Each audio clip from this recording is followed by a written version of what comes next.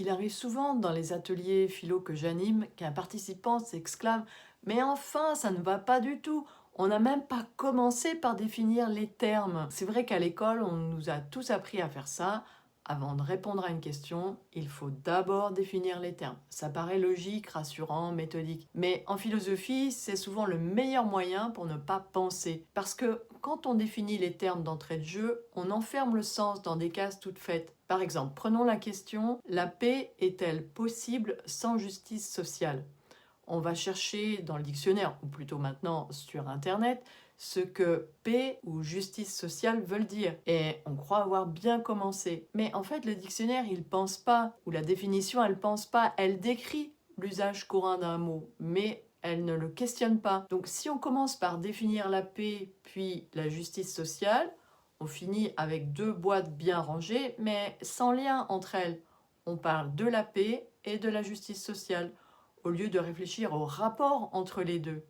Est-ce que l'une conditionne l'autre? On remplace la pensée par une espèce de méthode figée. Mais si au cours de l'atelier, un participant commence déjà à répondre à la question en disant: «Bah oui, on peut avoir la paix même sans justice sociale, du moment qu'il n'y a pas de guerre», il présuppose donc que la paix, c'est l'absence de conflit, un calme forcé, une stabilité extérieure.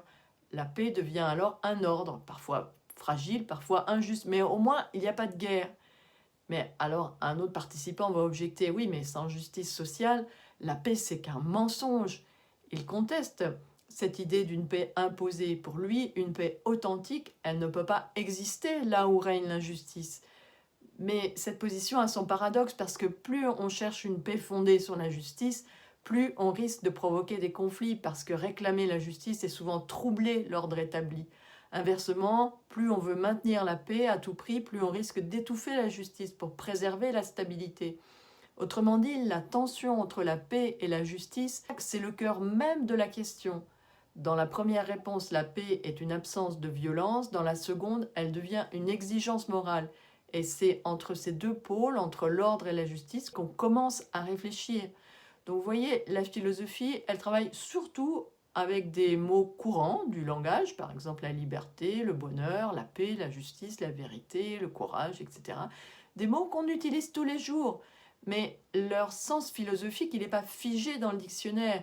Il va se construire à travers une question, un contexte, une tension entre deux idées. Et c'est ça, philosopher, c'est faire préciser le sens des mots au fur et à mesure qu'on pense. Les définitions, elles ne précèdent pas la pensée, elles en sont le fruit.